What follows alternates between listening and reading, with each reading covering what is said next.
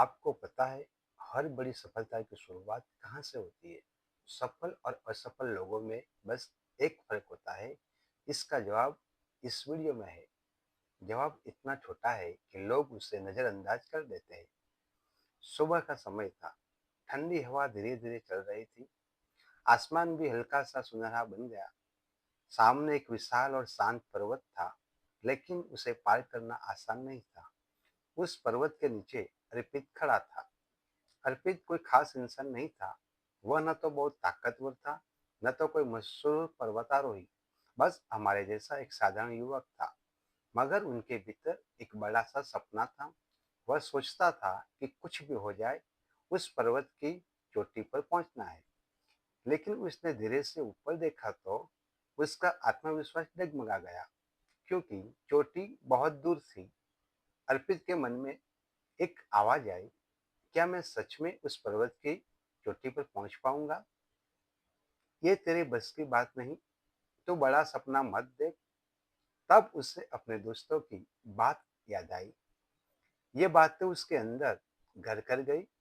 वो निराश हो गया और पर्वत के सामने टेंट लगाकर बैठ गया।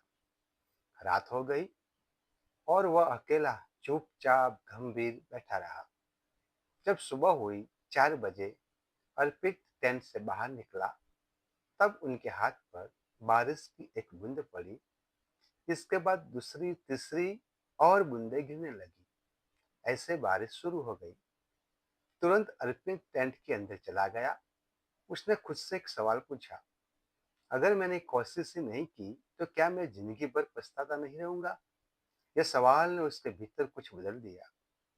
उसको बारिश के पहली बूंद याद आई, और वह बूंद ने उसके मन में एक बड़ी सी हलचल मचा दी। तुरंत वो टेंट से बाहर दौड़ा। वो खुश था। उसने आकाश के सामने देखा, बादल को देखा और कहा, थैंक यू, आभार। अगली सुबह अर्पित फिर उसी पर्वत के सामने खड़ा था, लेकिन इस बार वो पर्वत की चोटी को नहीं देख रहा था। उसने अपने पैरों के सामने की जमीन देखी।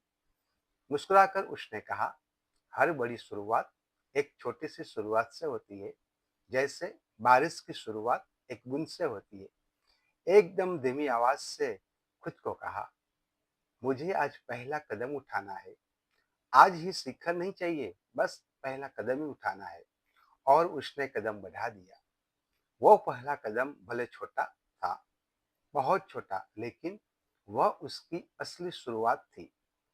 रास्ता आसान नहीं था, क्योंकि रास्ते में नुकीले पत्थर बिखरे हुए थे और पूरा रास्ता फिसलन भरा था। अर्कित आगे बढ़ रहा था। इससे आगे थोड़े ही दूर चला गया और उसका पैर फिसल गया। वह गिर पड़ा। हाथ छिल गए। थोड़ा दर्द हुआ। फिर भी वो घबराया नहीं। उसका मन बोला, डर मत, अभी भी समय है।